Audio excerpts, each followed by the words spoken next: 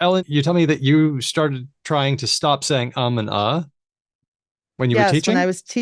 when I was a TA in graduate school at UCLA Yeah, in comparative literature, I wanted to sound good. So I cut sure. my ums and uhs. I was pretty good at it actually. I really cut a lot of ums and uhs, and I got at least two and possibly three, although that just seems impossible to me, but at least two comments in my evaluations, the student evaluations at the end of the quarter.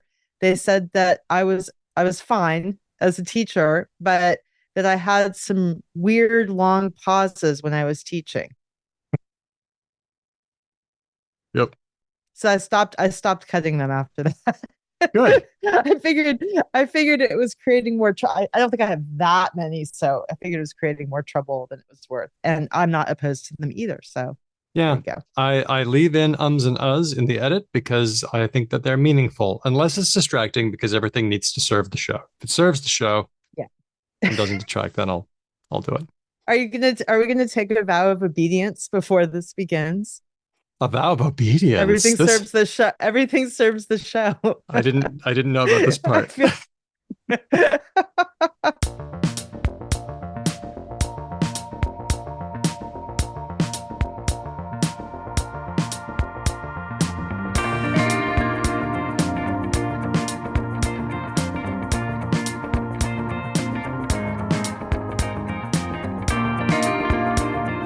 Hello, and welcome to this very special live bonus patron grammar episode of Because Language, a show about linguistics, the science of language. My name's Daniel Midgley. Let's meet the team. We have my friend and podcast pal, Ben Ainsley. Ben, if you were the manager of some kind of table, what kind of table would it be? Oh, manage some kind of table. I interpreted that as like at a restaurant. Is that what Okay. you mean? Would you Okay. you would commandeer a restaurant table? That's a very good. I believe Uh, so. I'd Ben, like do to you think of it- remember what our guest does? Oh, grammar I'm table. Right. I'm Yep, wor- that makes a lot of sense. Well, because without anyway, without brain cells, apparently, it's very difficult to decipher. I'm still going to go with restaurant table. I would manage a restaurant table. I would be like a very charming, but probably quite effete, um, like wait person who's just like, all right, people, what are we doing today? Let's have a good time.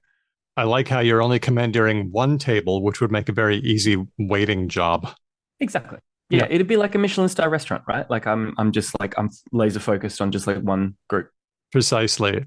All right, and we also have my friend and also my podcast pal, Hedvig Hurgard. Hedvig, same question. What kind of table would you commandeer? Well, I think that it's really emotionally draining to sit and have people ask whatever they want of you all the time. It sounds like you'd get exhausted. I don't know if that's the way Ellen feels or not, but I've been in Sweden now for 2 months and met up with a lot of old friends and had to answer the same questions a bunch of times. Where do you live now? How long have you been living there? Where in Sweden are you staying right now? And it's the same questions, about 10 of them that are rotated over like 20 or 40 different people, and it's driving me nuts. So I need a table that where it doesn't drive me nuts. How Um, about a massage table? That might be more relaxing. no, my fingers are not good with that. Something that's like, can I just like, I know. I'll talk to people about my techniques for falling asleep. Oh, very good. Okay. Like Mm-hmm. you'll be that Mm-hmm. person with the table and the little sign that's just like, I have kooky sleep habits. Ask me anything. Hmm. Yeah. I would choose a coffee table or perhaps even a dining room table because you have the meal and then everyone's sort of still sitting there and I've cleared away the dishes and then you just have really good chats. And some of the No, best chats come that way. you disgustingly wholesome man. I am. We have a very special guest with us. It's author of Rebel with a Clause, Tales and Tips from a Roving Grammarian. She is the proprietor of the Grammar Table, from which she dispenses advice, knowledge, and wisdom all about all things grammatical. With us for the fourth time, it's Ellen Jovin. Hey, Ellen. Thank you. Will I be getting a jacket in honor of this occasion? You've been listening. Yes, you do. Little sequined one. Oh, good. I love sparkly things. This is Yeah. fantastic news. Like a rhinestone cowgirl. Send me your size. For anyone who doesn't know, tell us about Grammar Table. What's the mission? Why do you do it? What is it? I began it about 5 point something years ago to set up on the streets of New York City with a pop-up grammar advice stand, and people just come up to me and ask me language questions. The why is because it seemed like fun. And is it? Oh my gosh, so much fun. I never get tired of it. I mean, sometimes my life interferes with doing it, and that's annoying. I love it so much. Yep. So are you getting recognized? That's the question, because I don't know if you're an institution yet, but I think you might be a fixture. Huh. Are you getting, are people recognize, hey, you're that lady? Well, a lot of my neighbors know me now. I have sat in the same place too much for them to really to miss me. But when I've taken this to all 50 states, and the first 47 were pre-COVID. The last 3 were post-COVID. So there was an interval there, elapsed, and I wasn't going out much and all that kind of stuff. But two of the last 3 states were Alaska and Hawaii. In Alaska, I was on the side of a mountain on a hiking trail, and 2 of the people who came by, and they weren't together, knew about the grammar table. And then I was on a beach, an isolated beach. It was Kailua Beach, I believe, in Hawaii as my last state. And it was pretty isolated there too. And 2 women ran up to me and said they had just finished my book. So those are that is not, but on the other hand, I can go to a school and no one has any idea of anything. Like a school with hundreds of people and no one has any clue. So there's nothing more humbling than teenagers. Wow. I know. They will, no matter how good you're feeling that day, they will bring you right back down to earth. I've discovered that even young university students can be pretty humbling because I'm desperately trying to make them like me, of course. And I'm trying with various like memes and pop culture references, and they're just like not impressed at all. I think you found the secret. It's okay. They're smart. I'm fine. It's fine. Everything's fine. It's fine. I think 8th graders are especially challenging. 8th grade. Yeah. It's that age. That most simian dip of human cognition. The awkward age. It's coming up on National Grammar Day in the USA, so we wanted to invite Ellen Jovin to celebrate with us because grammar is amazing. We want to point out that the language of this episode is English, but we will also entertain questions about the grammars of other languages to the best of our ability. We are joined by many of our great friends and listeners in chat. We want to see who's here with us. If you want to, put where you are in chat and we can read some out. You can make it any level of granularity that you feel comfortable. All right, we've got Diego joining us from LA. We've got Robin in Seattle. That's my hometown. That's where I grew up. Oh, really? We've got Nikolai in the Americas. Nikolai, I'm going to accept that level of specificity. Aristema in Miami. The entire Western Hemisphere. Dustin says, on my parents' couch. Dustin would say that, of course. That's a level of specificity that is very specific, but also quite anonymous. Very nice. Linda in Florida, Steele in Washington, D.C., Anika in Boston. Oh, Coco's not in the usual place. Oh, man. Colleen, again, Southwest Washington State. We've got Portland. We've got L.A. We've got, Wendy's in Basque Country. Very nice. Wow. Okay. Hey, where's my Perth people? If you're in Perth, I really want to hear from you, except for Ben, not you. Shut up, Daniel. I am in Perth. Actually, we're in Bordeaux. We're on Wajak Noongar Indeed we are. Country. Hey, I wanted to say that. So, okay. Once you get to Basque Country, what do you do? It sounds really hard to speak. Well, thank you all for your support, your suggestions, your show ideas, your sociality on Discord. We love doing these live shows with you. And that's just one of the benefits of being a patron. So if you're listening to this not live, think of becoming a patron and watching us live. We have fun and you'll be supporting the show. And those are good things. Now, if you're listening on audio, that is great. You will soak up many linguistic insights that way. But you can also watch this episode on our YouTube account. We are Because Lang Pod. And the advantages are, number one, you can see us a dubious advantage at this time of the morning. Such advantage. So great.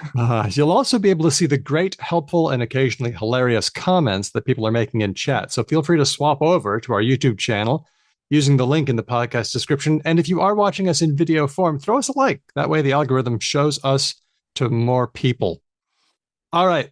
So are we ready to tackle some grammar questions? I have assumed the position, which it would seem is very close to the previous position I had assumed anyway. Okay, very good. Now, Ellen, would you like to tell us about your exploits on social media and polling? Oh, sure. Well, I love doing grammar polls or it can be grammar adjacent. I'm not particular about hewing only to the domain of grammar. Just anything that's languagey. I like to post polls on social media sometimes to see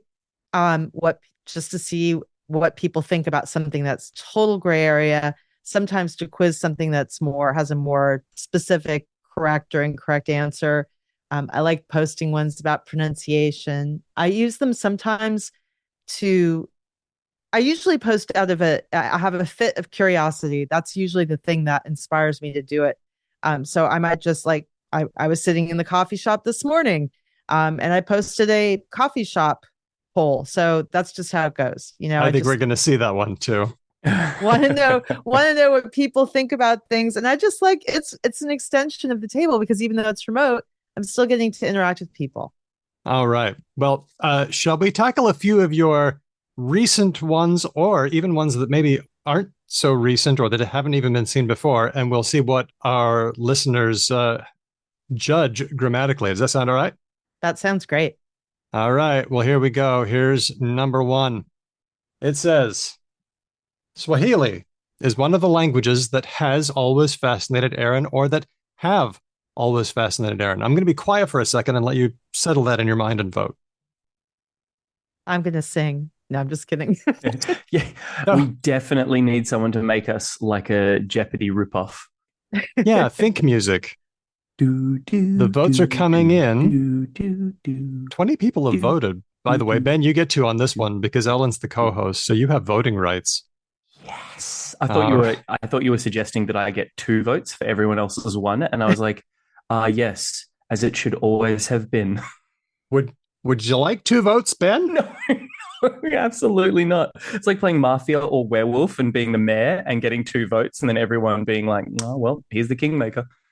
Have I was just going to say that I'm really interested in this because I know in theory how this works in English, but I struggle with it. And I've always blamed that I'm not a native speaker. But when I've been here in Sweden, I've realized that we conjugate adjectives for number. And apparently I can't do that properly either.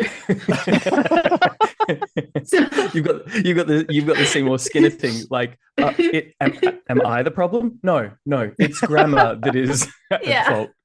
If you go back through our transcripts, there's a bit where Hedvig tells us that she actually, you got your Swedish teaching license revoked because you were no longer Swedish enough. Well, the linguists at Stockholm University have said I'm not allowed to tell foreigners how things work. And I think that I'm now teaching at Uppsala University, and I think the Uppsala University crowd is starting to catch on as well. I know linguistics. The grift. You just got to move to different towns like Joseph Smith and just like keep the grift going. You've got a different family in every university. Let's check the results for this one. Let's see what our respondents said. It looks like 82% of our respondents said that Swahili is one of the languages that has always fascinated Aaron, and only 18% of us said have. So it looks like a lot of us were persuaded by the singular. Ellen, what's the expected answer? What's the right prescriptive answer? Because Swahili is one of the languages. I got to say, my year 8 teacher, who was a switched on grammar person, she always said, just take out any prepositional phrases when you're trying to figure out subject verb agreement. So one of the languages, she would have said you take out of the languages. That leaves us with 1. Does that sound right, Ellen? What's your advice on this? Well, I like questions with complications. So it's rarely extremely straightforward with any of the questions. I mean, I guess occasionally it is, but this is not one of those examples. Yeah. So what you just cited, the take out the prepositional phrase thing, that works if you have a simple independent clause, a main clause with, say, a noun or a pronoun followed by a prepositional phrase, and then you're picking the verb to go with it. But that's not what we have here. We have Swahili is the subject, and then is the verb that corresponds to that, right? Singular subject, singular verb. Good so far? And then you have Okay, one. yeah. And then that now we're entering the subject complement terrain. This is Swahili equals one. Okay. And then all of these things are attached to the one of the languages that, and we have here a relative clause. I don't know if this is familiar terminology or if you might use different terminology, but that has or have always fascinated Aaron is an adjectival clause modifying that. And then the question is does that have this is how I would do it technically in a prescriptive sense. It's just not what people think is correct, no matter what, whether they're doing. This is what he asked for. He was like, I wanted to know. Get the rule book out. Give me the ruler. So a simpler way of explaining this is Swahili is one of the multiple languages that, and then does that make you want to change your answer at all? Anyone? Does that make you want to go plural where you went singular before? Maybe a little. Because that's the idea here. It's one of a bucket of multiple languages that have always fascinated Aaron. Right. That's true. Yeah, that kind of intuitively does jibe in my head. There are a bunch of them. Yeah. That refers back to the languages. It doesn't refer back to Swahili. It doesn't refer back to one, but you have so many singulars. You have Swahili, singular noun. You have you have one, and it just makes people want a singular verb. So I do put have here in writing, but I know that a lot of people think it's wrong, and I have mixed feelings about it because it sounds weird to the ear, because typically in speech through most of my life, I would have just used a singular verb, but it really is one of the multiple languages that have of this bucket that have always fascinated Aaron. So it's not the structure that your teacher was talking about. This is a little bit of a case of, according to the rules, this is a dog that quacks and flaps a little bit. Well, I think the problem with the rules as they are often taught is that they are I don't even think the way it's taught normally is so oversimplified. It's often that later, you learn it in this sort of simplified context, and then language is actually much messier and more complicated. Right. You study the grammar of relatively simple structures, but you don't always go that deep. And so when you really start to look at this, there are multiple things going on. You have the main clause, and then you have a relative, a kind of dependent clause that modifies the subject complement. Fancy, right? So no one's ever going to, most people will not notice if you put has, and many people notice if you put have. So it's not, you have to decide philosophically what kind of a conjugator you want to be. Yeah. Well, Ellen, can I ask you? Ellen, can I ask you a question too? Oh, Linda first. Go ahead. What you're saying is that you've got Swahili is one. So you've got your subject, your verb is, and then you've got your subject complement one. But then you've got of the languages, which is a prepositional phrase. And we know that a prepositional phrase itself can be a subject or an object, but that's not what it's doing here, because it's followed by the word that, which gives you a relative clause. So what you're saying is that Swahili is your relative clause. The relative clause takes place of a complement in this structure. And since Swahili is one, it's saying Swahili is one singular. That is why your verb should be singular. I know it's pedantic, but that is the way I learned it. That is how we roll around here today. Yeah. I'm not sure. There was a point where I went off the railroad track, so I didn't follow that all the way through to the end. But if this sentence were one of the languages I like, one of the languages, okay, he's studying 5 languages. One of the languages is Swahili. Then it would follow the rule, Daniel, that you mentioned initially. One is the subject of the language. Well, the whole subject really is one of the languages, but the subject that you would have learned for purposes of verb conjugation be one of the languages would be a modifier for that. And then clearly it would be one is. You don't do one of the languages are. But this is, if you diagram this, you have is one. And when I say diagram, I'm talking about the old-fashioned diagramming, which some of you may remember from school and some of you won't. But you would have one So, and then under that, you would have of prepositional phrase, languages object, the below languages. And then you would have a dotted line that goes down to a new clause. And that would be the subject of that clause. The verb has or have is matched up with that. And then always fascinated Aaron. This is a troubling one to start with. Yeah, Daniel, come on, man. We go hard. we go hard. It's really my fault. Sorry. No, that's cool. I chose these. You gave me a ton. I could have done a lot of different things here. I had choices. Here it is. Second one. Roxy Music is, or Roxy Music are, an English rock band formed in 1971. Since then, it has played, or since then, they have played at arenas around the world. This is a multiple choice thing, so you can choose any of these. You can choose is or are. Don't choose both. You can choose it has or they have. We're going to see what happens. Wait, I don't think you. I have an objection. These are not. No. I understand. I understand what you're saying, Ellen. These aren't mutually exclusive choices. You can choose more than one. Yeah. Okay. So I decided to do it this way so that you can choose is and they have or any combination. And Daniel, Dummy Ben question time. After I've submitted it, how do I get it back up? Or do you have to put it back up for everyone? I have to put it back up, but I'm going to leave it here for a while. So let's talk through it while people are making their choices. I was going to say, when you're dealing with subject-verb agreement, as we have been, you can go 3 different ways in the research that I've seen. You can go structural, which is what we've been talking about. You can kind of go proximal, where the nearest thing kind of leaves a singular or plural impression, as we had in the last one with languages, and that kind of colors things a little bit, independent of structure. And then you can kind of go notional, and that depends on whether you feel like Roxy Music is a singular entity or a plural entity for the purposes of this discussion. So the results are filtering in. Ellen, while that's going on, do you have any feelings on this? I'm still upset about the languages one. We'll come back to it. I have a fixation.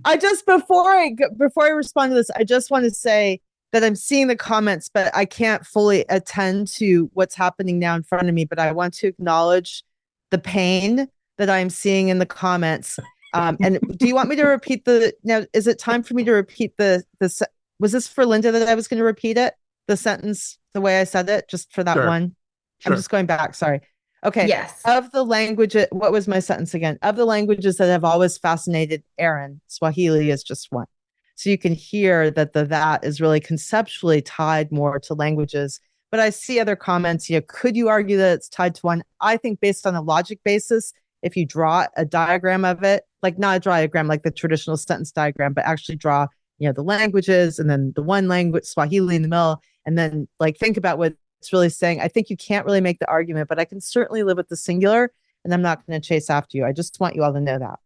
Yep. Or judge you. I won't judge you. I won't judge you. Okay. Now, Roxy Ellen Music. with a table under her arm being like, no, I'm not finished. But I love, so now this topic though, Roxy Music, I love this band. I love the band thing because every time I go to a Wikipedia British English entry, one that's written in British English, it often has it'll have a singular band name and then a plural verb. And if I post it for American English speakers, it completely flips people out. It causes trauma, and it's funny because they must see them. People Google bands all the time, right? But also, I wanted to tag on to that, Ellen, if I may, about this thing about grammar as a feeling and variation being okay. Yeah. Right. We love this. So variation. We can deal with a lot of variation. If anything, sometimes when we have a preference, it's equally valid as our aesthetic preferences. I don't like lime green. I don't go around, shouting at people wearing lime green sweaters. And if I understand, you should give it a try. It's very rewarding. I had lime green. Yeah. In college, I had lime green pointy pumps. Pointy pumps. All right. Well, I hated that. That sounds awful.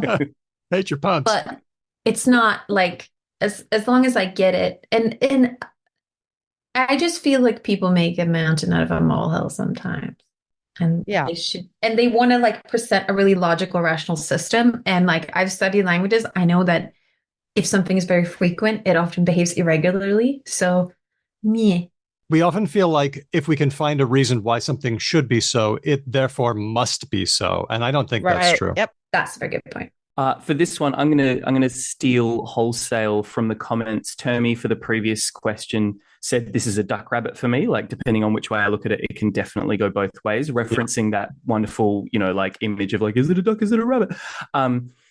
This one is 100% that for me, right? Because bands 100% exist in my head as singular entities, and then you see a band play and they 100% exist as a group of people doing a thing, right? Yep. Like, Muse is a singular artistic entity whom I love, but there's 3 guys who make up Muse. Like, it's just that both of those things are 100% true simultaneously.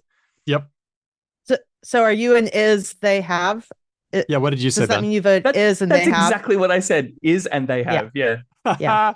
All right, well, let's see what we got. Dude, I'm going to share the results. Yep, most of us were is they have. Check it out.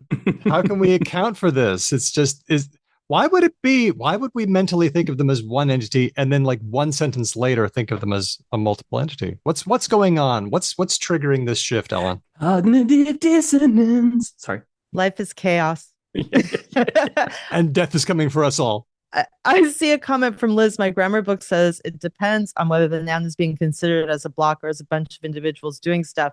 And I mean, that's generally true. What I find, though, is that it's very hard for many American English speakers to think of a group as individuals. So, for example, the couple is versus the couple are, or the family is versus the family are. It's very natural for me to use plural verbs with those. I use both. So I'm not particular about it, but for a lot of people, it just sounds wrong here in New York City where I live. I would do is and they have here. Like, for me, there's not really, I really can't say Roxy Music are. That would be really unnatural for me, but I definitely am not going to be what a lot of, I find an editorial type who's remembering what they learned in English here might do. It has, and I can't do that. There's no way. Yeah. That's not happening. Okay. Brain says no. Let's do our third one here. And I am going to launch number 3. I think this is our laptop example. Oh, that's very tiny. I think I'm going I can see it. Well, Can you I'm read the only it person to who us? matters, obviously. Would you Can please you read it line Ellen? by line to us? Oh, Okay. yeah, please. So there is a big, so I'm going to do it for the sake of people who can't see the image at all. You've got a laminated A4 sign posted on what is presumably like a library door or something like that. Pardon? What's Cafe door, yes. It's a cafe. It was a cafe door. Yeah. All right. And there's like a clip art picture of a laptop with the big red cancel sign overlaid over the top of it. And below it is the text, no laptops, new line, Saturday and Sunday only, new line, thank you for understanding, end of words. Okay. I think I love this example because this is not about grammar. This is about like communication in a pure condensed sense. Yeah. I was pretty excited about this one when I saw it. Yeah. This is really fun. This I is love And it. we got food and drink here too, by the way. It's a very nice little cafe. But I saw the sign when I was walking in and I thought, I bet that causes trouble. The thing I wonder about is like I go beyond the language of this and I go back to when I was a waiter and like managing hospitality one ventures table and stuff. I always feel like I feel like I understand what this sign is probably asking, I think, but I'm a bit perplexed that this isn't like a self-regulating system, because when cafes get busy enough, they're just horrible places to use laptops anyway, I find. Then you have to know when it's busy. This place has a sofa. It has a sofa, and the person who ends up on the sofa could really stay on the sofa for a long time. Gotcha. Just consuming that non-infinite renewable resource. Mm-hmm. This breakdown is really how the poll was going last I checked on Twitter as well. You can see the results, but nobody else can, and I can. Oh, so, okay. Yeah. All right. Okay. I'm not going to say. We're the only yet. two. All right. Well, should we? Hold on. Submitted. There we go. Sorry, I not forgot to fill it in. not everyone's done yet. We still got a couple of stragglers, and they're confused. Because what happened was you see the picture, and then there's like you have to scroll down to actually see the options. I was just going like, oh, Daniel shared a pretty picture with us. How nice. My picture's tiny, but okay. All right. I'm going to close it off. Let's see what happened. I'm sharing the results. By the way, in comments, Steele has said, I don't think there's a correct answer. I think this is a terrible sign. And I think he is actually the closest to a sort of a fundamental truth on this question. I love this result. I'm curious whether are people surprised by the results looking at this? Is this what you expected? No. So should we say on the record what the results are? So 35% voted for on Saturday and Sunday, which is what I did. And 65%. Right, meaning laptops are banned on Saturday and Sunday. You're allowed on Saturday and Sunday. Yeah. And 65%. Oh, sorry. Yeah, you're allowed on them Saturday and Sunday. Because I figured, I was just using pure contextual knowledge, and I figured maybe this is a place that get less visitors on the weekend, and therefore laptops are allowed. My Australian brain really struggles to comprehend this idea that a cafe could possibly be less busy on the weekend. It just doesn't make any sense to an Australian. Right. Maybe that was a bad assumption. I don't know for sure, but I'm pretty sure that the actual intended meaning is that you are allowed to use your laptops Monday through Friday. But if I thought about it, when I started to think about it, I thought, well, maybe people don't really bring their laptops in on Saturday and Sunday because they're having fun, they're not working. So maybe this is an issue during the week when people are using it as their home office. So I'm not 100% sure. And also, I just want to comment. This is now we're entering a sort of a moral dimension of the grammar table, which is I really don't want to make people feel bad by using their examples. This wasn't meant to make anyone feel bad. It wasn't meant to say, oh, this is, this is the most ridiculous. It wasn't like that. It was because I thought it was interesting and kind of amusing because it did make my brain do some cartwheels and backflips, and now my spine hurts. But it's just interesting. I like real life examples. I love bathroom signs. Bathroom signs are the best for analyzing the grammar. Do you ever do that? I mean, there's some of them have so much data to work with. It's like a 10 bullet list of things you can or cannot do in the bathroom stall.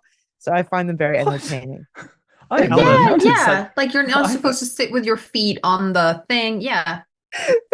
There are some really detailed ones. But I love these kind of signs in public spaces because I also think of them as like a bit of a design failure. Like almost every building I've ever worked in has an A4 printed out that says you're not allowed to use the lift in the case of fire. Yes. And they're always like handmade by someone who works in that building. And I'm like, why isn't this an engraved sign attached to the elevator? Yeah. Like, why is everyone reinventing the wheel? Embossed relief from floor to ceiling on the door. It's just like, if fire, no lift. Wait, do you mean is there a question of authority then? Like, did some random passerby just post this to mess with us?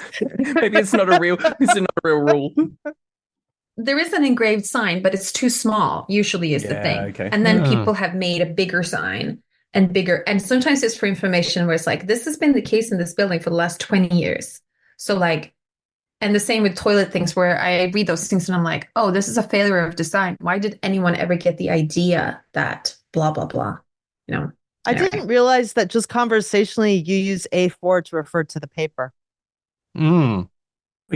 Big time. Oh, yeah. Okay. Yeah. Sorry. It is a wonderful size. No, it's okay. It was interesting. Okay. Yeah. No, I said the same thing, didn't I? I was like, oh, there's an A4 laminated sheet. Like on the yeah. And it's really not an A4. It's 8.5 by 11 inches. Oh, because it's US American letter because Americans. But A4 just means papers of roughly that size. Does it? Yeah. Doesn't it have a particular dimension though? It absolutely it does. Yeah, no, Hedvig means in our like metric conception of the world. But a peanut is not a nut, etc. One day I'm going to come over there and sort out this US letter stuff. And on that day, I will describe it with this year, month, day. That is what I'm going to do. Now I'm going to go to number 4. I am wielding the broom of. Hang on. Have we What? settled what the actual intent of the sign was? Have we? Did you ask them? No, I'm gonna have to go. No, I'll have to go ask. Okay. I sent an email because I was a little worried they would see it on social media and think that I was trying to be mean, and so I sent them a nice little note. So we need to send our lady in the trenches to go, Okay. to go and figure it out. We're moving on to number 4. The question is, do you use whose to refer back to non-human entities? Such as? like a wall, a book, an idea. Okay. I'm trying to think of an example. The book whose jacket Well- is sitting on the table. Oh, yes, yeah. that's nice. That kind of thing. Thank you. The bicycle whose Instead owner of just left. What? Instead of that. That's a great question. Instead Yeah, I of need what? to know what I'm choosing between. Well, That's Yeah, that's what I would have thought. The book that's jacket is sitting on the table. that's jacket. Oh, that's What? okay. Yeah. it's the book. Book. Wait, Which is a what? thing. Hey, Daniel, like then I agree with Hedvig. If it's not that, what is the What alternative is you're proposing? Are we giving away the answer? Okay, so this is a little tricky. I'm wishing that I put it in a particular context, but the questions that you're asking are kind of the whole problem with Okay. the idea Right. as it is taught. Because I have had this on the speakeasy before, and people say, no, I mean, it was Mark, the radio guy, who fancies himself a bit of a stickler. Hi, Mark. And he says, no, who is for people, and that is for non-human people. And my answer is, I think I like which. I'm just going to use which for everything. Oh, you man from the Pacific Northwest. I would. Right. This was inspired by the fact that many people, especially in the US, I'm not sure how widespread this is in other English speaking countries, but many people believe that you have to use who is for people and who's the associated forms. That is not for people, and if you use it for people, you've just insulted the people. To refer back to like the people that Sure. I know, that kind of thing. That would be a problem, and then I'm done. That's it. So this generates like anger because you don't want to dehumanize people, Right. that kind of thing. I'm gonna Wow. go with whom's now. The book whom's jacket is on the table. I like it. All right, just to really throw a grenade in the mix. We have one strike. What you would say is the book, the jacket of which is on the table. Oh, okay. It's getting worse and worse as we go along. That It's was terrible. very well done, Daniel. I mean, that burns off a lot of calories right there. I strive for correctness, no matter how many calories, even if it makes me burn less calories. What have I done? It does feel sometimes when you're talking with someone who authentically engages in like King's English or received pronunciation or whatever. I love that Ellen just described it as burning a lot of calories, because sometimes you really do get the impression when they catch themselves in a funky little like grammar loop, and then they have to go on this like circuitous turn in the garden path to get back around to the meaning. It's like, you could just say the ugly word. It's fine. We all understand. It's like, no. Once must never engage in. All right, cool. You got it. No worries. So let's see. 55% of us admit to using whose to refer to non-human entities. 32% of us are lying and say no. And then 14% of us just don't know. No, but seriously, there's just no good way to do it sometimes. For example, and it's even kind of been semi-lexified. For example, an idea whose time has come. This is an idea whose time I was has come. just about to say that. Did I burst your example? I'm sorry. May I also read an example from Thomas Hardy, though? Of course. Okay, I brought this one. One side of the churchyard. This is from the Mayor of Casterbridge. I love Thomas Hardy, so I've read all his novels. One side of the churchyard, the side towards the weather. And by the way, did you hear that? Towards. People are always beating me up about that. Oh. I like my towards with the S's. Nice. Towards the weather was sheltered by an ancient thatched mud hall whose eaves overhung as much as 1 or 2 feet. So the whose is referring back to the mud wall. So I like this example because a lot of my questions are designed to kind of undermine common beliefs about grammar that I think get in people's way. It's not meant to be a gotcha thing. I do actually something like this where when I do word questions like this, it's kind of funny sometimes because, or even if I don't word it this way, people will say, I never ever do that.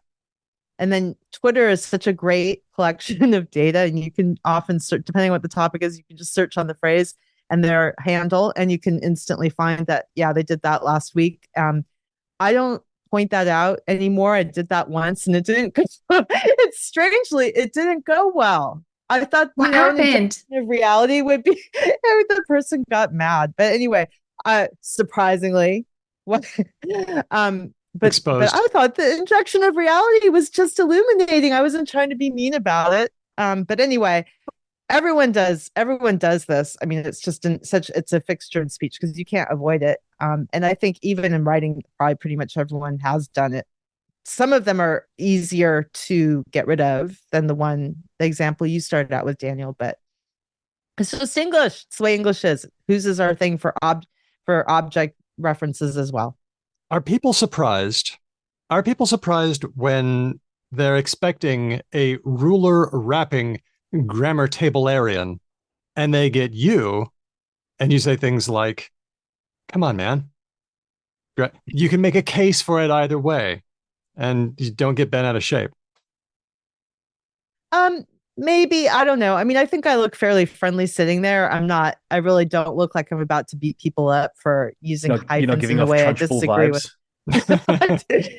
Yeah, I mean, but I do get approached by people who are clearly not going to be dissuaded from any belief they've held about language. That must be really frustrating, right? Surely, where you're just like, look, if you've come here completely unplastic, like what is this interaction about? Yeah, well they wanted to talk to someone who also knows how it works, and then they could sit in agreement of how it works. I think. I see. The agreement table with Ellen Jovin. It's not just subject-verb agreement; it's agreement with me. Yeah, and I have a strategy for that. Sometimes I'll say something that I think will be accepted at least a little bit, but I don't always, because not everyone is there, and I can also just be a friendly table. I don't feel that I'm sacrificing my principles because it's not going to make a difference one way or another. And I mean, things that really create a lot of heat, like ending with a preposition, that kind of thing, often you just have to let it go. I mean, they're lucky they get you, because like I heard someone say that like linguists have like a tiny, language prescriptivist in their head, and part of linguistics education is like quieting that one down. I think I did linguistics too early and I am too funny in the head. I have the opposite, which is like a little chaos clown. A little chaos clown that is like, how can I make this funny? How can I like poke at people? What can I do to upset them? And that's the one that I actually need to keep in check. And I feel like Ellen is somewhere in between those two. And that's probably lucky for her, the people she interacts with. You could have the naughty grammar table. Whoa, I would just be like, hey, what if we put all the words you said in a bag and we pull them out randomly and we see how much sense it makes? Maybe it works. Yeah. Ben has described it this way, and I remember Ben saying this. Some people are like, I use correct grammar. I use prescriptive grammar, and that makes me better. And then some of us say, well, I'm a descriptivist, and that makes me better.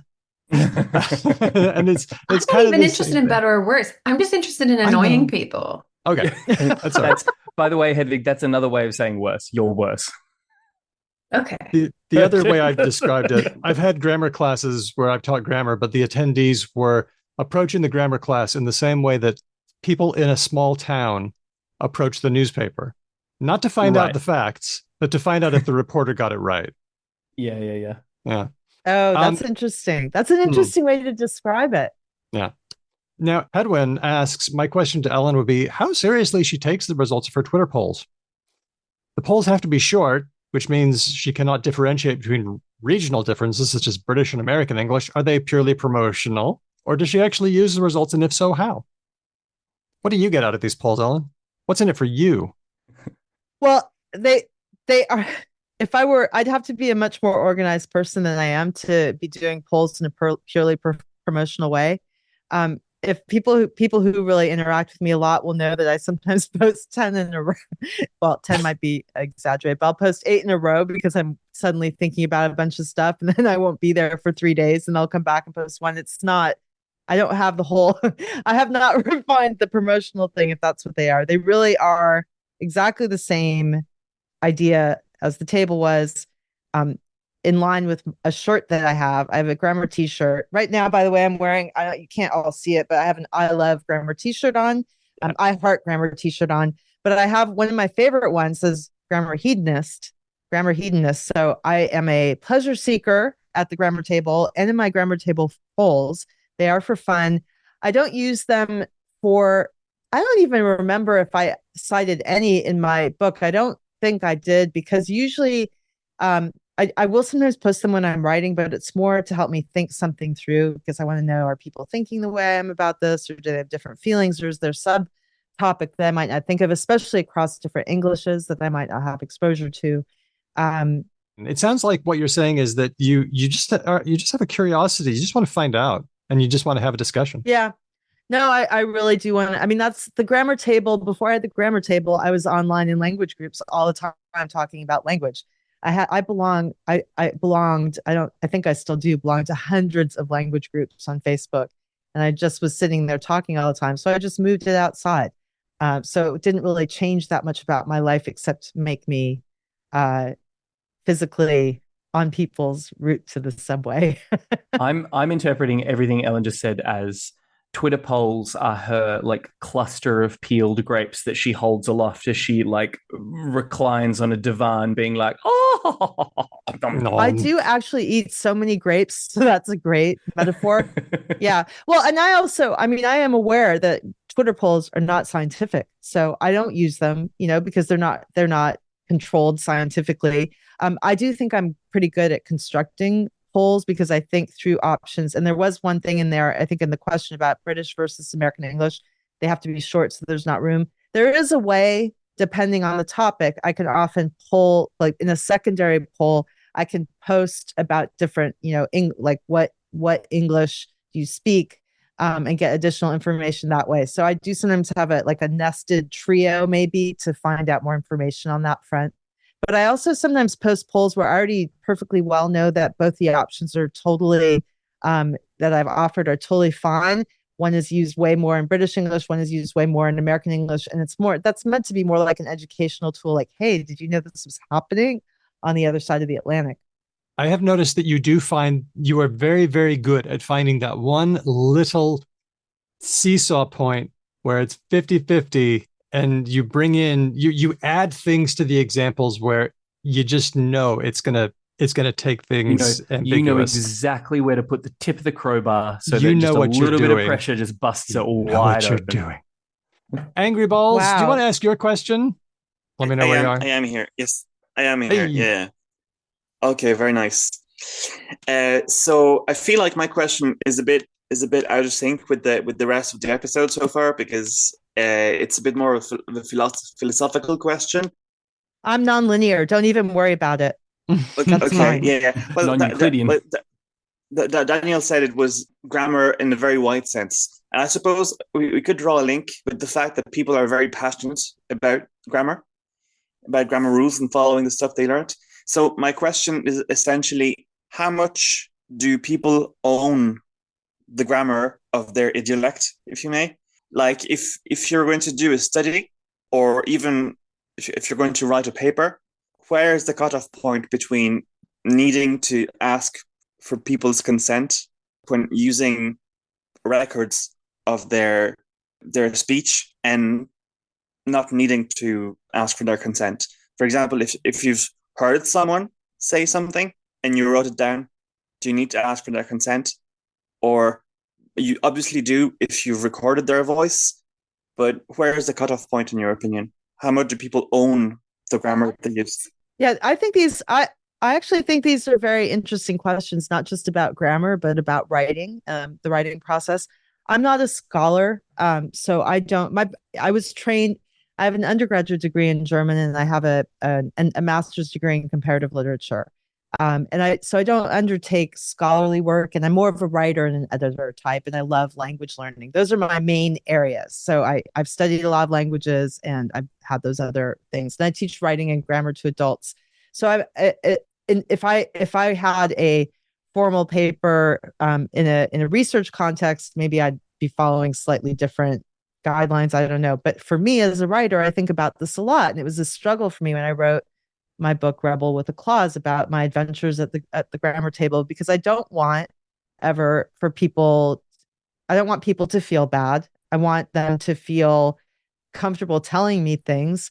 In general, let me give you an example. If someone sends me an email on Christmas telling me that he's repulsed by the fact that I discussed the F word in my book, I am probably going to quote him in my next book, but not name him. Not that happened. Yeah, I was about to say, like, ripped from the pages of the reel. So I get people writing me emails a lot, and I'm definitely going to use some of the stuff that I have in there. I'll use questions or stories that they told me, as long as I feel I'm not violating their privacy. And this is a human judgment, but also I change details so that they're not identifiable. And those things I feel fairly comfortable with. People who come to the table, I mean, I tell their stories all the time. But again, in the book, when I wrote the book, I said I'm moving the state, I'm moving some locations and changing details. Like I'll change a 2 to a 3. I speak 3 languages, I'll change to 2, or vice versa. I live in Michigan. If it's someone who lives in Michigan, and I feel like, I don't know, the story is so idiosyncratic that maybe his neighbors will recognize him, I might relocate him and change other details. So I'm quite protective of people. And it's actually, I think I'm more protective than the average writer.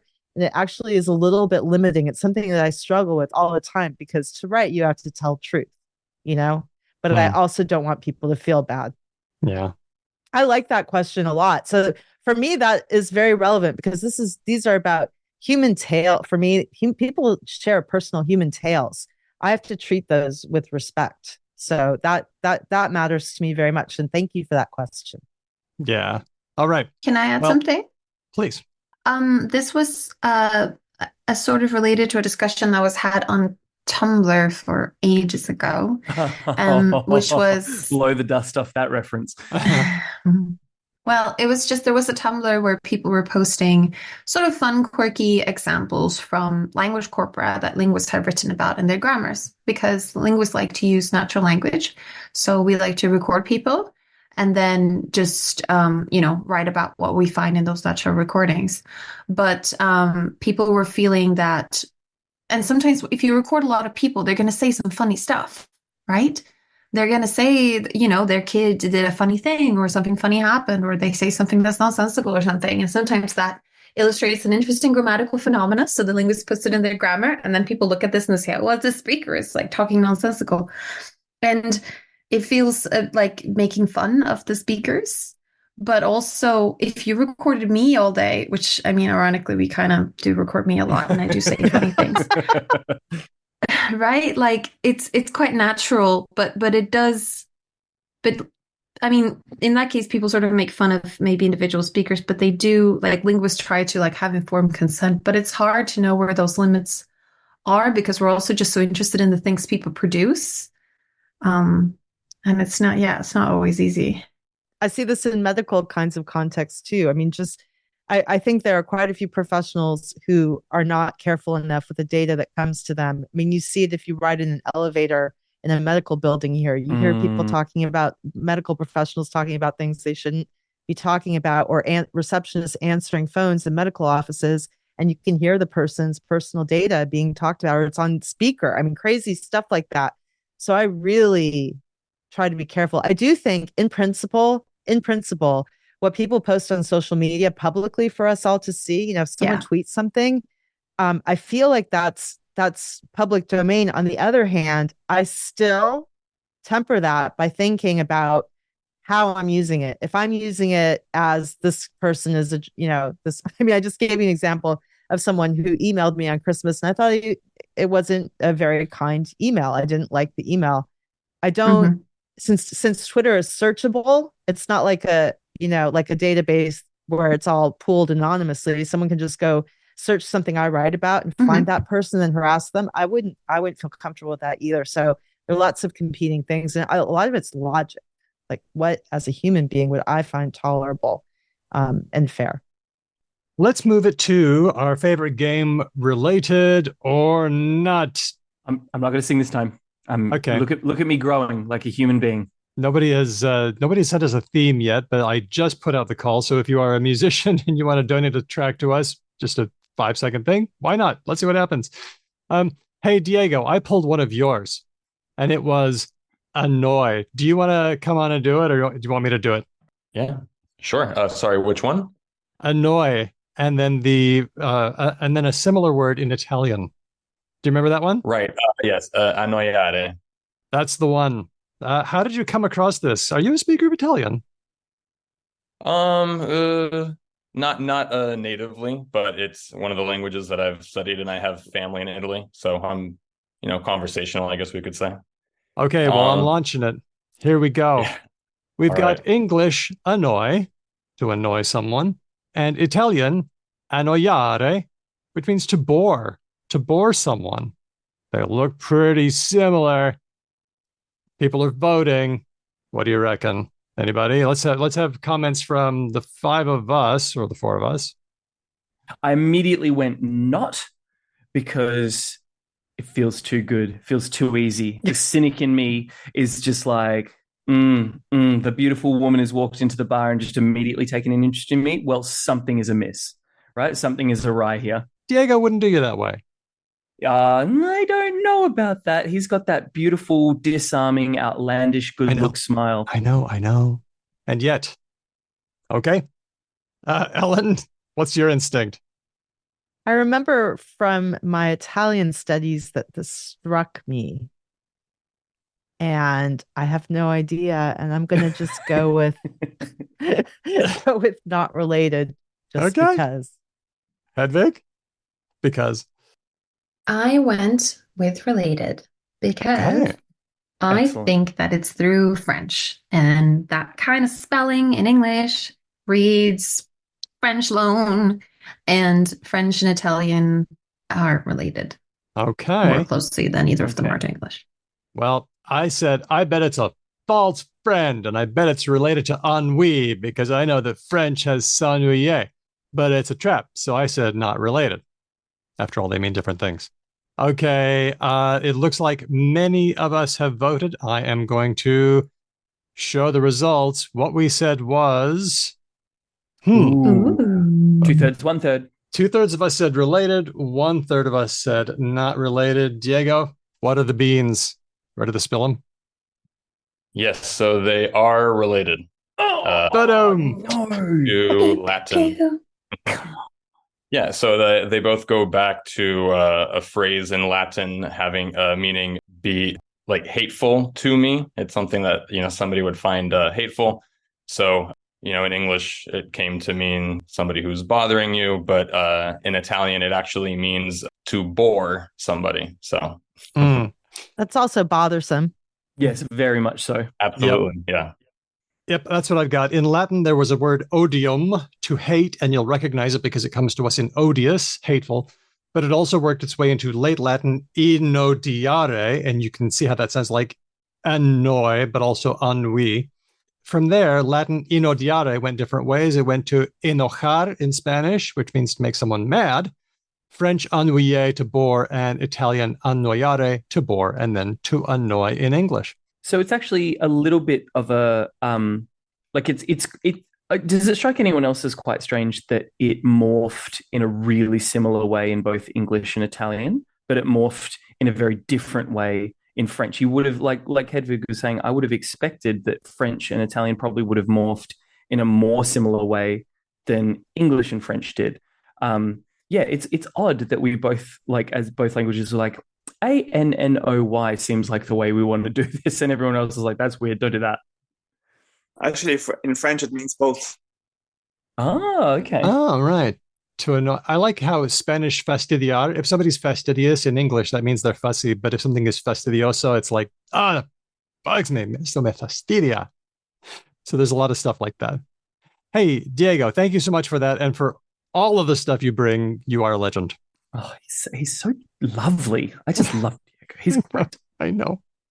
Okay. I have one more. I think we'll get time for one more. And this one, let's go with one from Angry Balls. And this one is about ice.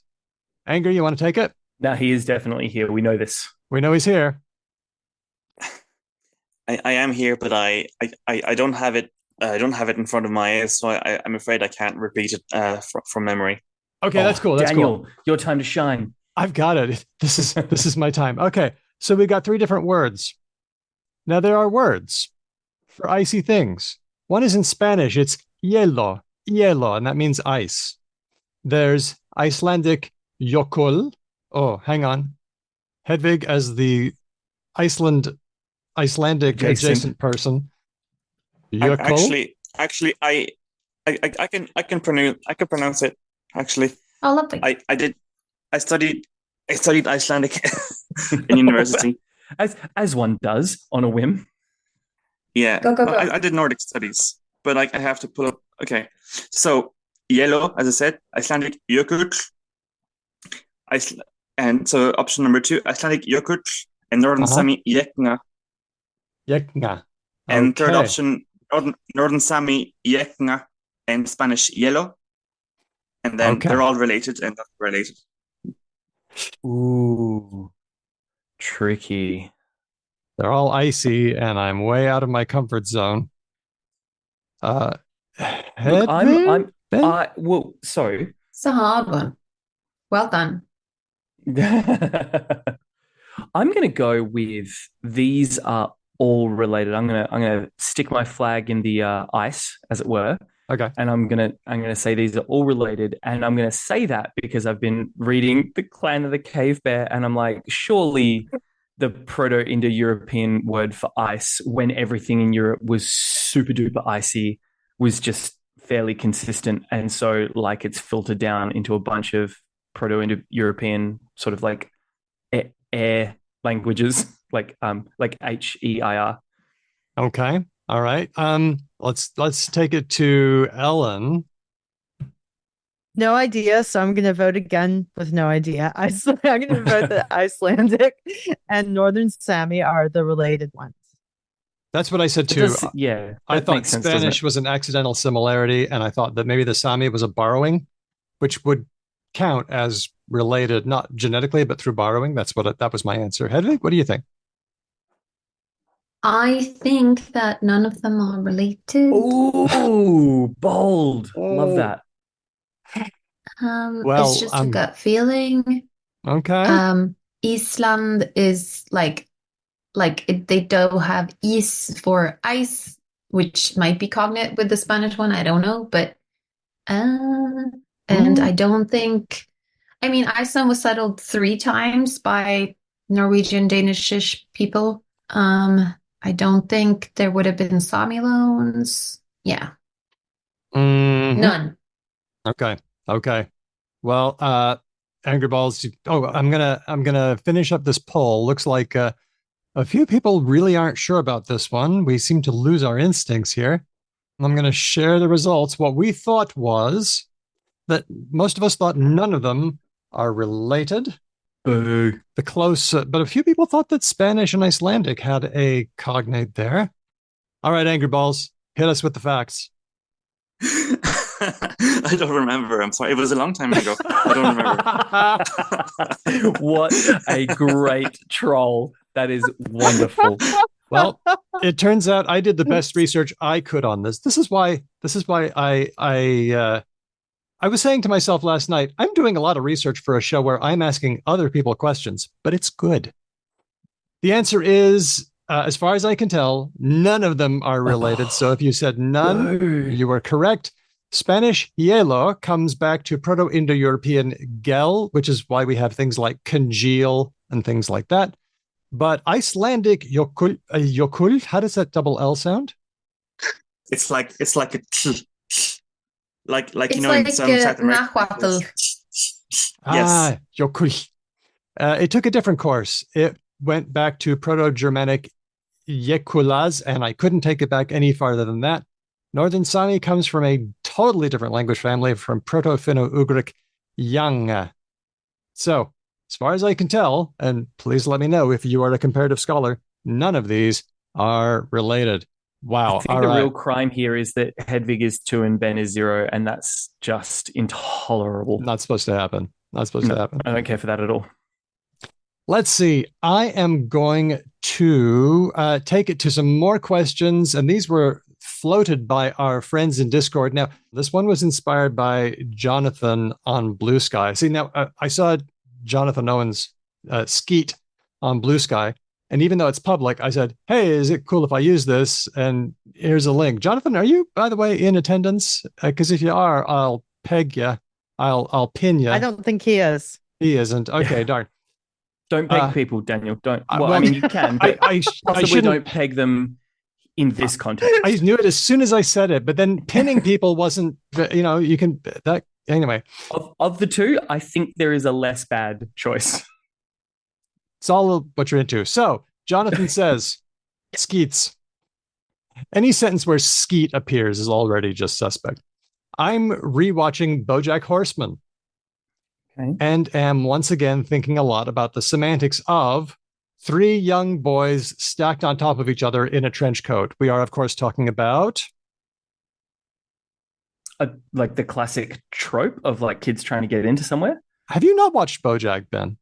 I mean, not recently enough to remember 3 people stacked on top of each other. Oh, okay. Well, we are, of course, talking about one of the characters, Vincent Adult Man, who was Princess Carolyn's boyfriend in season 1 and season 2. The BoJack Wiki describes Vincent as 3 kids stacked up on each other. Okay. Gotcha. Jonathan continues. Oh, and wasn't there a joke? BoJack says, your boyfriend is obviously 3 boys stacked on top of each other. And she says, oh, you always hate my boyfriends. Jonathan continues. Each other implies that the stacking is reciprocal, meaning that each boy is stacked on each other boy. This doesn't make much sense since a lower boy can't be stacked on an upper boy. And I forgot to unpin. I pinned Angry Balls, but then I forgot to unpin him. It's very important to unpin someone after you've pinned them.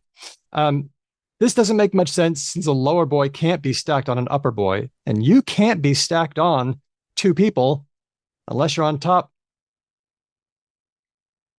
Let's just meditate on that for a while. Yes. Wow, we're getting real deep now. So would it be quite wrong to say that Vincent Adult Man is 3 boys stacked on top of each other? Should we not say that? Well, question, is it possible that the 3 boys are identical triplets, and so there is some sort of roster to the stacking, meaning that at any given instance of Vincent Adult Man, you were getting a different person in the stack order? See these eyes?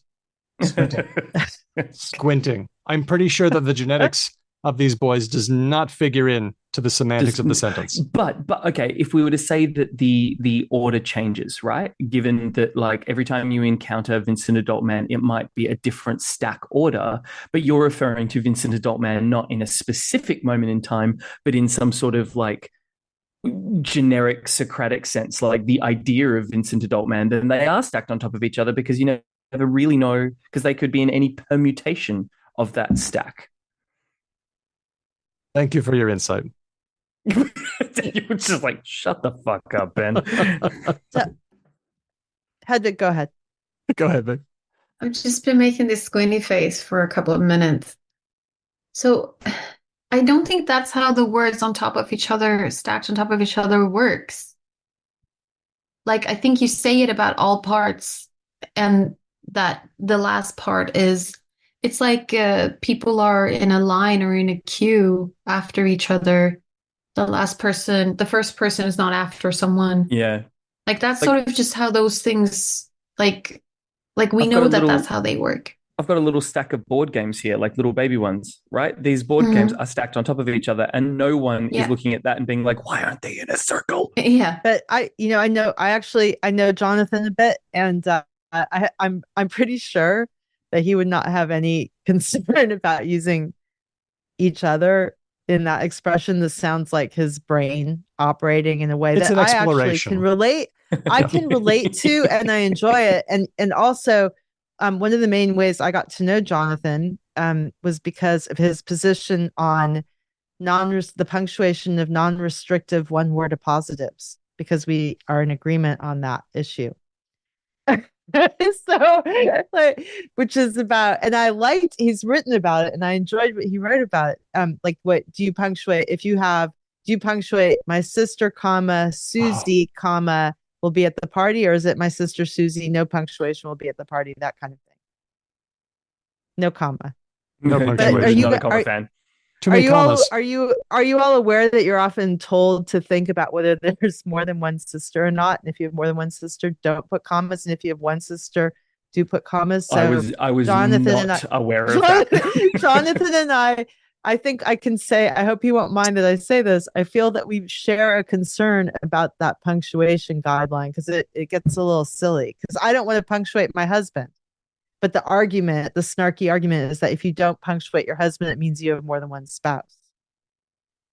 And in the modern era of polycules, these distinctions increasingly are going to matter. Language is a low resolution representation of reality. It does not. It is not intended to express things in fine detail. Good enough is good enough. So that's kind of where I was going with this. Actually, I was thinking, does each other have to be reciprocal? Like, if I have 3 board games in the corner and one of them is on top of the other, and then the other, what if I got 2? What if I got 2 boxes in the corner and one box is on top of another box? Yes, I could say, as folks in chat are suggesting, one box on top of the other. But we always say the 2 boxes were stacked on top of each other. I don't think that each other has to be reciprocal, especially not pairwise reciprocal for 3 things. Idiom. I'm just going to say the Can word I just idiom. say- It's just Yeah. natural. It's an idiom for sure. There's this lovely research project on reciprocal things. And they had to record a bunch of videos where they did things like there are 4 people at a table, and one person is giving one thing to all of them, or everyone is at the same time giving another thing to everyone, or they're giving in turn. They're all doing all these like possible permutations of sort of reciprocal events. There's one when they're chasing each other and trying to play tag, but they're all like doing this in an office building in Netherlands that I happen to have worked at, which has like crazy architecture. So none of these poor people that they showed it to on the other side of the world could always like figure out what's going on. And they're also so funny because it's so funny to see like 4 people give identical objects to each other at the same time. It seems like a square dance, but like with cafes, like yeah, and then we turn to it's so the left. funny. They're all so funny, and it's extra funny for me because there's some of the people I've known and they're like 20 years younger and like really like baby faced. But anyway, they published a bunch of different, like the way reciprocal things work in different languages are not the same. Yeah, and it's kind of fun. Yeah, I can recommend it. the fun thing about each other constructions is the old Chomskyan sentence, the men wanted me to listen to each other. The men wanted me to listen to each other, which just hits us wrong. Doesn't work. Yeah, that doesn't work in my head at all. There's something about each other that implies that whatever the action is, it has to be performed by one of the each other participants. Somebody else can't just walk into the sentence and do something to each other. It's got to be one of the participants. And it's a really good example to point out that we know things about language that we haven't been explicitly taught. It's fun. Definitely. Most things, it turns out, about language that I know I have not been explicitly taught. Woo. Okay, this will be one from O. Tim. And he's not here right now, but he has left us. Tim. I'm going to share a sound file. And this one came from SpeakPipe. And you know how much we love the SpeakPipe things. It's happening. Okay. It's working. I know, little by little. Here we go. Hi, Tim here. And I have a question for Ellen Jovin. I'm a court reporter in the United States, taking down in writing everything said in a courtroom or office. A dreaded non-word came up recently. A child was asked why her mom referred to her as a pig, and her response was, Oh. The judge immediately made the record clear. You don't know? And the child answered more fulsomely, supposing it was because she was messy. My immediate reaction was, if a transcript is ordered, how am I going to spell that? And from out the corner of my brain, I heard, how would you suggest spelling And don't give me the same answer my brain gave me. What would you have done, Ellen? Thank you. Okay. Best question. Isn't that ever. great? Also, that voice. That was a Yeah, good I know, voice. right? I know. That The was a fact great that voice. man's voice is not spoken in his work because he's just sitting there silently recording what everyone else says hurts my heart. I asked my 7-year-old daughter how she would spell it, and she said, Take it, Ellen. I don't have an answer for that. I'm terrible. Actually, I had issues with these when I was writing my book because apparently there are some standardized forms for things that I didn't realize. Not this one, but some of the utterances that are kind of on the border between standard speech and sound. I can't even think of a good example right now, but I think the copy editor led me to maybe one was like I didn't know that there was any kind of standard for that. So I was just freestyling it, and that wasn't acceptable. But I don't know. I think it sounds I don't think there's any satisfactory option there. I think I probably would do an alternation between M and N because it sounded like there was a little, because you can't capture the pitch changes though. So I would just do that and then rely on the judge intervening with good sense to make sure that there's an actual record there. I would just like to say, though, to that questioner that I'm very interested in the whole court reporting thing. And I've been trying to get more, get gigs, because I think that seems like my kind of people. I would be interested. My tribe. I would be interested because I have to record a lot of things from speech acts that are difficult to figure out, but I don't have a good answer for him. So is that the same answer his brain gave him, that he didn't have a good answer? Yeah, sorry. I think so. Does anyone have a suggestion here? We're seeing them in chat, actually. Go ahead, Ben. Oh, we are. Okay, let's go look here. I was sort of wondering if, and I fully appreciate, I don't understand the strictures of what's stenography. That's the official name for what OTIM does, right? He's a stenographer. Yep.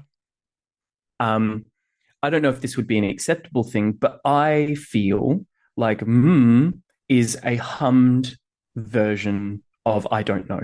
Yes. Right? Like surely that's the lineage of where comes from. Yes. So is it possible to just type in parentheses hummed version or like hummed utterance I don't know? Oh, interesting. Or like sub vocal I don't know hum. That's I believe the Court Reporters Association, I believe the National Court Reporters Association here has a style book, and I'm sure that they weigh in on that kind of stuff. I'm going to guess that they're not supposed to do that. I like Liz's version. For me, that's the closest to something that I feel like people would sort of recognize, but I'm sure there's specific guidance on there. I just don't happen to have that particular style guide, although I really want it, and I think I tried to obtain one. Linda, what you got? I used to teach court reporter stenographers. Oh, and shoot. Yes. Oh, there we go. There we go. And yes, in their transcript, when it's a nonverbal response, for example, and they just shake their head yes or no, the stenographer, unless hopefully you would hope that the judge would ask for clarification, like you said, to be clear, the witness is affirming with a head nod yes. But when they don't, they put in parentheses the witness. In this case, they could put the child, and I like what Ben said. Hummed an utterance that means I don't know, and parentheses.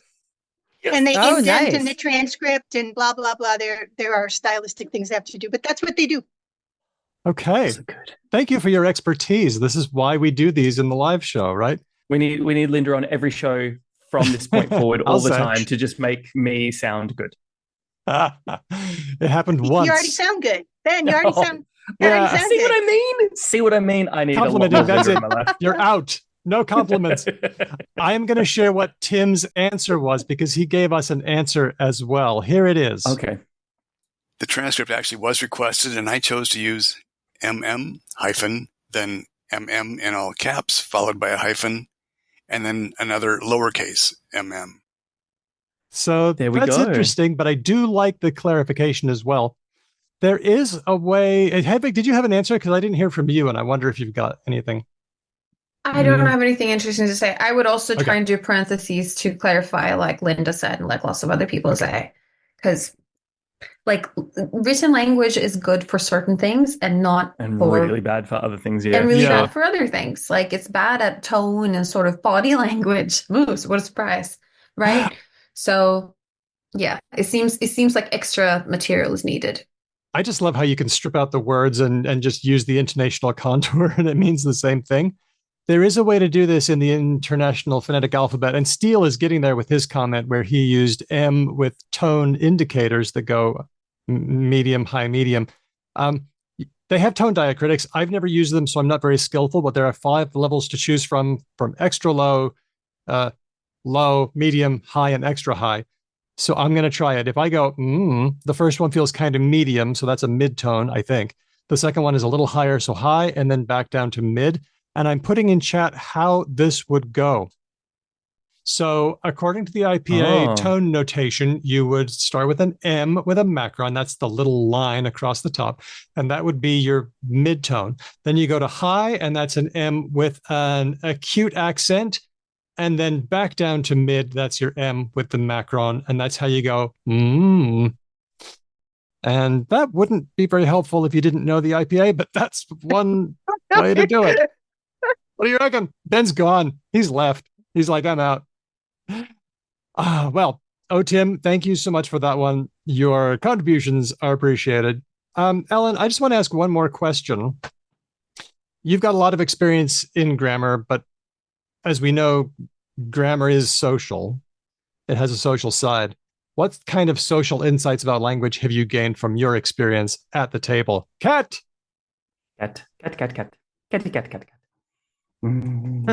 What social insights? Well, that some people feel a lot of pain about language things. I already knew that from teaching. So I taught for a couple of decades before I ever did this. But I was a teacher. I know pain. But I mean, I teach adults, just to be clear. But I can see that people feel they suffer, and I think everyone here knows that. You've seen people who feel that way, or maybe about some things you felt that yourself sometimes.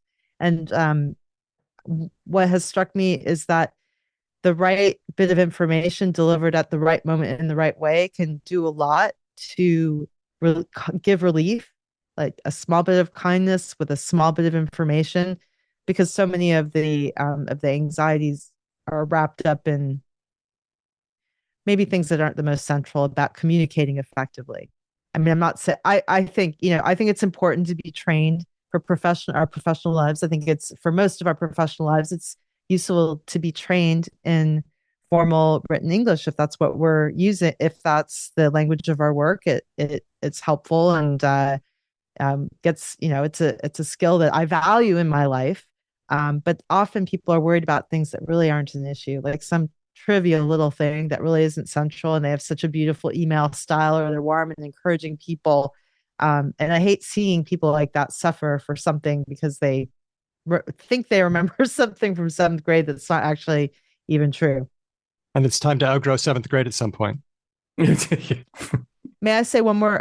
There's one more thing, which is you never know who the grammar nerds are walking among us. You may think you know, but it's regularly not the person carrying the books and wearing spectacles. It's, it could be the guy. It could be. It could be the guy in the black leather cape with blue hair. You just never, like a spiked necklace. You just never know. People are full of surprises. And so it's really, I found it to be a great way to combat the human inclination to start to stereotype based on life experience. And I appreciate that a great deal. We have been talking to not just fixture, not just institution, but national treasure and honorary Because Language co-host Ellen Jovin, proprietor of the Grammar Table. She's the author of Rebel with a Clause, Tales and Tips from a Roving Grammarian, which we've done on the show before I think it was a while ago now, but it's a ripping read. Ellen, thanks so much for coming and hanging out with us today. This has been a lot of fun. Thank you for the honor of having me back a fourth time. Thanks also to Speech Docs, who transcribes all the words. And most of all, thanks to patrons like all of you who make the whole show happen. We literally could not do this without you. So thanks. Let's take it to the reads. Oh, that means I need to pull up the reads. Hold on. Because... I've got you down for like the very last bit. So you can. Oh, okay, cool. Maybe I should get Ellen to do that bit. Oh, yeah. Also, just don't give me a bit. I like that. I always like that. I won't give you a bit. Okay. Ellen, I'm pasting this in chat. Hedvig, take it away. This has been a really fun show, and we like to continue making our show. And one of the things that makes that possible is the support from listeners like you who choose to donate a little bit of money every month on patreon.com. You can support Because Language that way. You can also tell a friend about us, or tweet about us, or Blue Sky post. I just got a Blue Sky. Whoop, whoop, whoop. You can do whatever. If you like something that we did, tell people about it. If you don't like what we did, tell us about it, and don't tell other people about it. I think is my preferred. You can also find us on most of the places because we are Because Slang Pod, one word. And you can send us ideas and comments for, like, for example, for good examples for said for a lot of times. You can also send us examples in email for related or not. We're particularly interested in things that sound like they are related but are not related, because we get a lot of things that are related. But now that I've said that, Daniel's going to have to jumble them somehow so that I don't know what to expect. Anyway, get in touch. It's fun to hear from you. You can also become a patron. Your support means the regular episodes are free for everybody. It means we can get transcripts from Speech Docs so that our shows are readable and searchable. How many times has Hedvig mentioned hating lime green? You can check by looking through our transcripts. You can search it. Yep. I think it's at least twice. Way more. Well, the number of mentions is proportional to the dislike. So you can also get bonuses depending on your level. There's Discord access, mailouts, live episodes, bonus episodes, and you get shoutouts like this one. So here are our great patrons at the supporter level. Termy, Matt, Whitney, Helen, Jack, Ferrocat, Lord Mortis, Elias, Grammarian, Larry, Renee, Christopher, Andy B, James, Nigel, Meredith, Kate, Nasrin, Joanna, Nikolai, Keith, Aisha, Steele, Margaret, Manu, Diego, Arya Flame, Roger, Rianne, Colleen, Ignacio, a lot of you aren't there, Kevin, Andy from Logophilius, Stan, Kathy, Rosh, Cheyenne, Felicity, Amir, the Kenny Archer, Tim, Alyssa, Chris, Angry Balls, Tig, Luis, Rhina, Tony, and Wolf Dog. Many thanks to all of our patrons. Thank you. Mwah, smooches. Okay, Ellen, take it away. Take us out. From the words our theme music, right? That's it. Correct. Am I allowed to just say that if anyone who complains about my using the F word in my book, they should see this chat transcript? Oh, that wasn't my responsibility. Wait, let me see what I was supposed to say. Our theme music was written and performed by Drew Propliano. Okay. Who also performs with Ryan Benno and Didion's Bible. Thanks for listening. We'll catch you next time. Because language. Thank you, Ellen. Thank you, everybody.